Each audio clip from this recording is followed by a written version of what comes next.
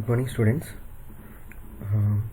అందరూ బాగానే ఉన్నారు కదా? నన్ను సరేనా, మన నిన్న ప్రీవియస్ క్లాస్గా మనం చెప్పుకున్నది లెసన్ స్టార్ట్ చేసుకున్నాం కొత్తది. ఏంటది? Electrical and electronic measuring instruments మీద మనం లెసన్ అనేది స్టార్ట్ చేసుకున్నాం. సో దాంట్లో మీకు ఆల్రెడీ నిన్న కొన్ని చెప్పాను. సో దాని తర్వాత టాపిక్ కంటిన్యూ చేద్దాం మనం. సో నేను చెప్పినవి ఏంటి ఒకసారి చూడండి. ఇంట్రడక్షన్ చెప్పాను, నెక్స్ట్ క్లాసిఫికేషను, దాని యొక్క కంపారిజన్స్, అనలాగ్ డిజిటల్ అంటే ఏంటి దాని యొక్క కంపారిజను, అండ్ అలాగే కొన్ని ఎలక్ట్రికల్ మెజరింగ్ ఇన్స్ట్రుమెంట్స్లో ఉన్న టైప్స్ చెప్పాం. క్లాసిఫైడ్ మ్యానుఫ్యాక్చరింగ్ టైప్ అది. సో మ్యానుఫ్యాక్చరింగ్ టైప్ చెప్పాం మనం. అండ్ అలాగే కొన్ని మెజరింగ్ ఇన్స్ట్రుమెంట్స్ క్లాసిఫికేషన్ అంటే మెజరింగ్ ఇన్స్ట్రుమెంట్స్ బ్రాడ్లీ అంటే అందులో ఉండే మెయిన్ క్లాసిఫికేషన్ ఏంటో చూసాం మనం. అబ్సల్యూట్ టైప్ చూసాం, సెకండరీ టైప్ చూసాం. సెకండరీలో మళ్ళీ ఇండికేటింగ్, రికార్డింగ్, ఇంటిగ్రేటింగ్. సో ఇవి చూసాం మనం.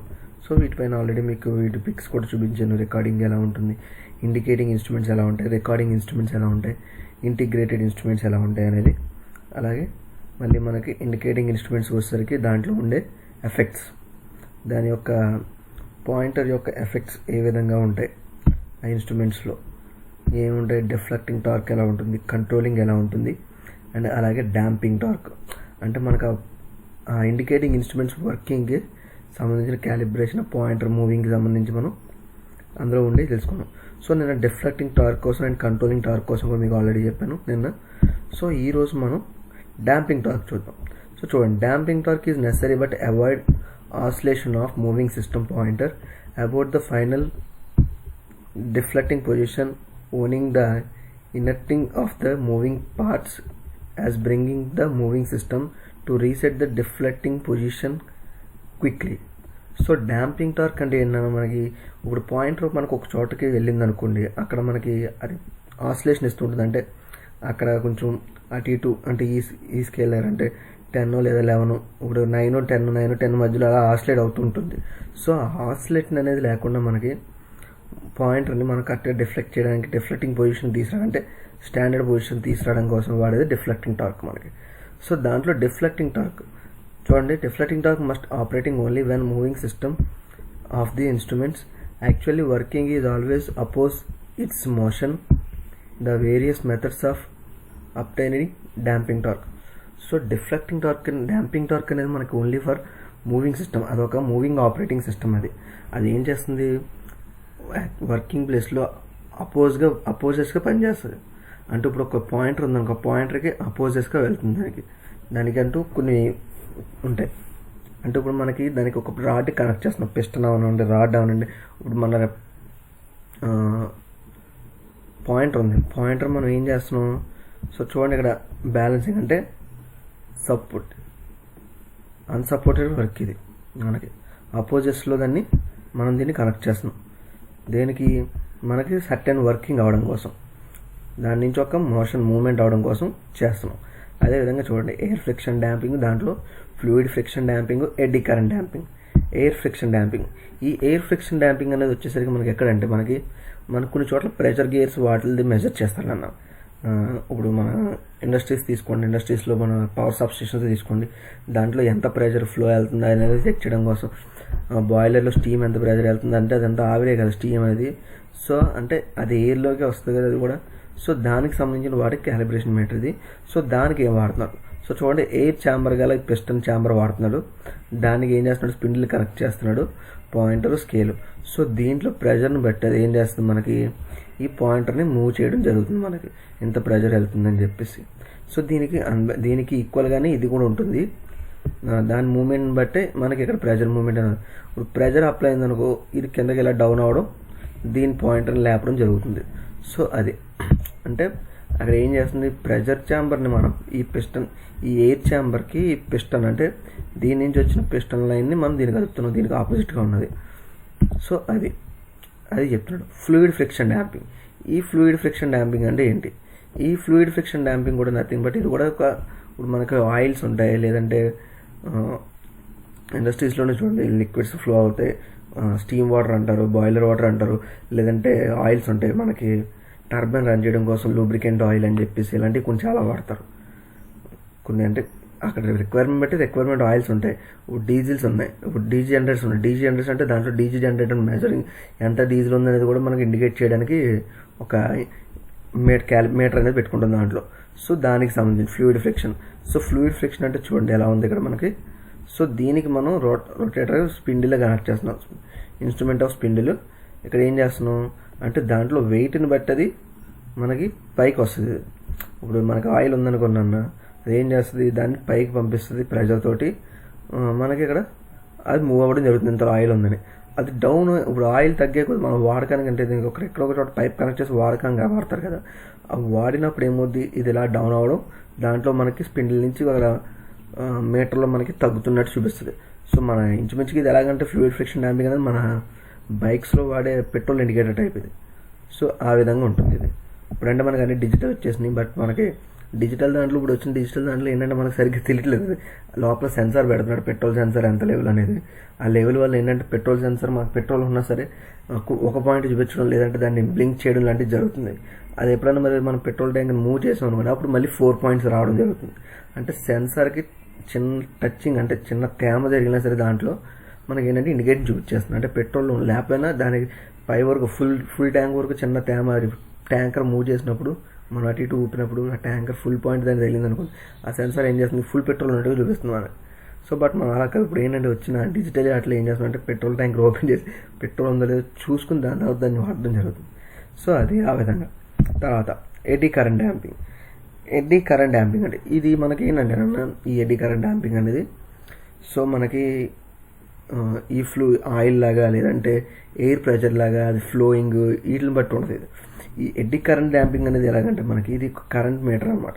ఇప్పుడు మన కరెంట్ ఎంత ఫ్లో అవుతుందని చూపించడం కోసం ఏమవుతుంది, సో చూసారా డాంపింగ్ మ్యాగ్నెట్ పెట్టాడు. సో నార్త్ టు సౌత్ దీంట్లో ఏమవుతుందంటే ఫ్లక్స్ లైన్స్ లింకేజ్ అవుతుంది చూసారా. ఈ ఫ్లక్స్ లైన్స్ని బట్టి ఎంత కరెంట్ ఫ్లో అవుతుంది అనేది ఇది ఈ డిస్క్ రొటేట్ అవుతుంటుంది. డిస్క్ రొటేషన్ దాన్ని బట్టి మీకు ఫ్లక్స్ వైండ్ అనేది ఎంత కరెంట్ ఫ్లో అవుతుంది అనేది తెలుస్తుంది మీకు మీటర్లో. సో ఈ రకంగా మీకు ఉంటాయి. So eddy current damping torque అనేది ఈ విధంగా మనకి ఎటువంటి ఇప్పుడు మనకి దీంట్లో ఏంటి డిఫ్లెక్టింగ్ అనేది అవ్వకుండా ఆ స్పిండిల్ అనేది అటు ఇటు ఆసిలేట్ అవ్వకుండా మనకి ఎంత ప్రెజర్ అయితే ఎంత ప్రెజర్ ఉంది, ఆయిల్ అయితే ఎంత లెవెల్ ఆయిల్ ఉంది, అలాగే కరెంట్ అయితే ఎంత లెవెల్ కరెంట్ ఉందని చెప్పడానికి వాడే మెయిన్ డాంపింగ్ టార్క్స్ అనమాట ఇవన్నీ కూడా. సో ఈ విధంగా చెప్పారు. So comparison of damping Torx చూడండి, కంపారిజన్ ఇచ్చాడు ఏది ఎలా ఉంటుందని. సో ఇది చూడండి. Next moving coil ammeter and volt metre.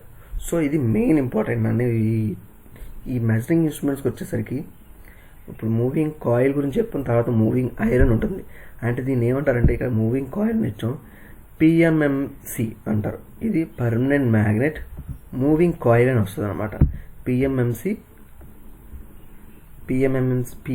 Instrument అంటారు అనమాట. పిఎంఎంసి రెండు ఎంలు వస్తాయి. PMMC permanent magnet moving coil. దాంట్లో యామ్మీటర్ అండ్ వోల్ట్ మీటర్స్ ఎలా ఉంటాయి. These instrument is employed either the ammeter and volt meter and can be used to DC measuring only PMMC. ఇది only DC measurement మాత్రమే permanent magnet moving coil అనేది మనం వాడడం జరుగుతుంది. PMMC దీని యొక్క కన్స్ట్రక్షన్ ఎలా ఉంటుంది. It mainly consists of U shaped permanent magnet.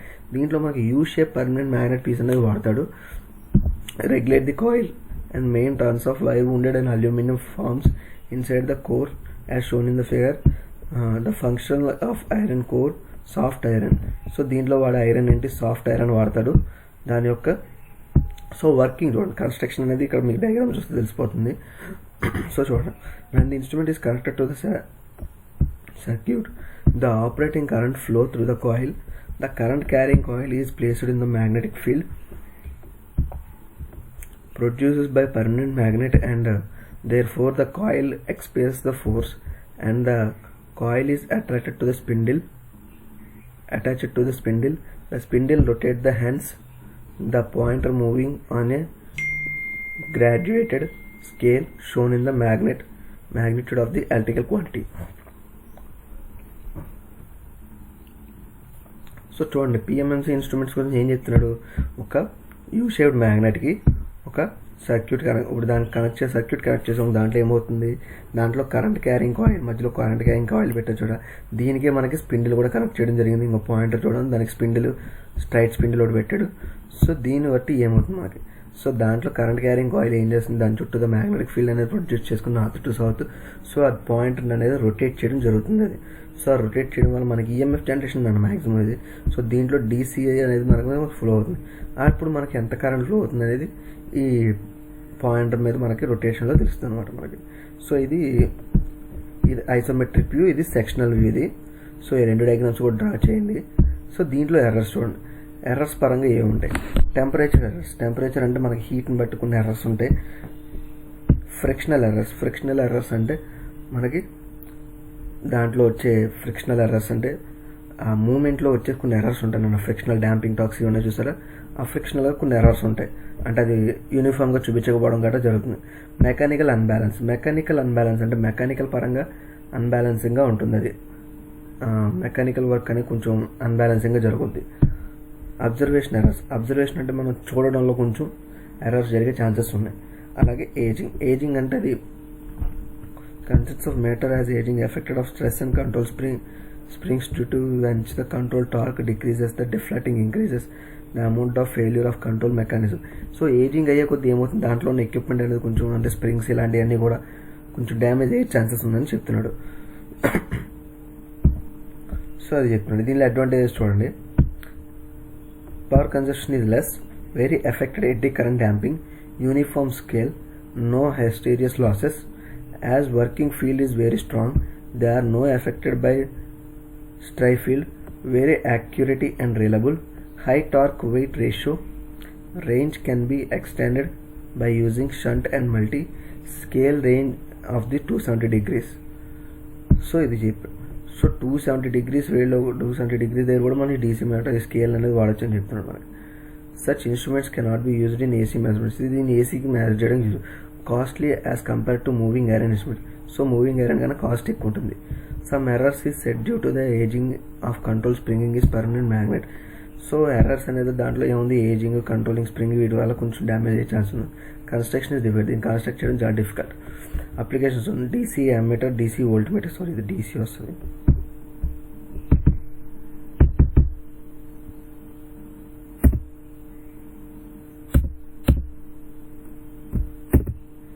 So DC ammeter, AC ammeter and voltmeter is conjunction with rectifier. So rectifier పెట్టి మనం ఏసీ అమ్మీటర్ వోల్ట్మీటర్ కింద కూడా దీన్ని రెక్టిఫైర్ పెట్టి ఏసీని డీసీలో కన్వర్ట్ చేస్తాం. మల్టీమీటర్ విఐ అండ్ హోమ్స్ మల్టీమీటర్స్లో కూడా మనకి డీసీ కాదు, డీసీ అప్లై చేసి అవి కూడా ఉంటాయి. గ్యాల్వనోమీటర్స్, లో రేంజ్ అమ్మీటర్స్ దగ్గర వాడతారు. సో తర్వాత మూవింగ్ ఐరన్లో కూడా మనకి అట్రాక్షన్ టైప్, రిపల్షన్ టైప్ అనేది ఉన్నాను.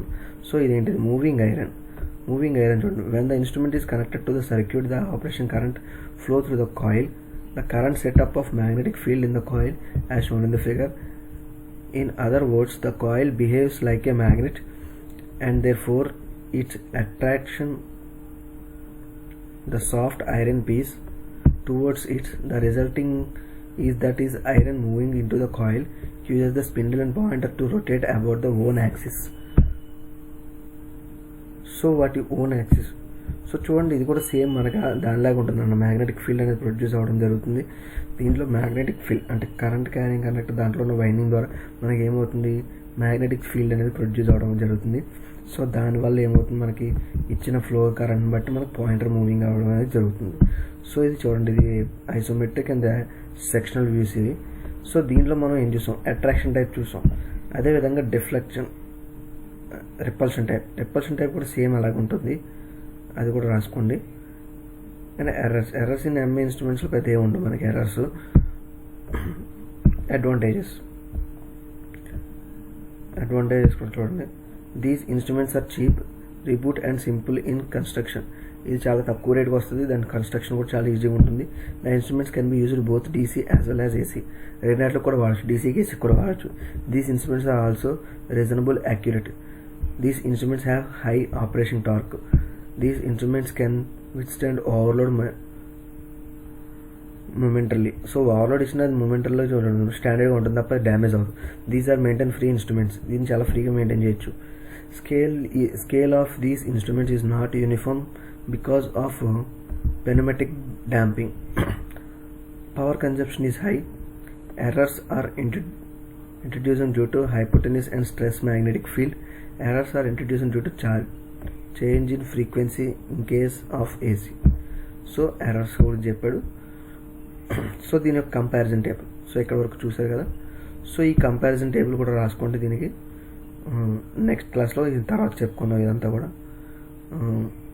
పారామీటర్స్ ఉన్నాయి. పారామీటర్స్ టేబుల్ తప్ప ఏం కాదు అన్న. ఈ పారామీటర్స్ మీకు ఇవ్వడం వల్ల చెప్తున్నాను తప్ప స్కేల్లో దాని మించి ఏం లేదు. ఇంత పెద్ద టేబుల్ ఉంది. సో ఇది మీకు నెక్స్ట్ క్లాస్లో ఇస్తాను నేను.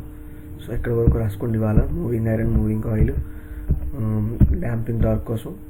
ఓకే.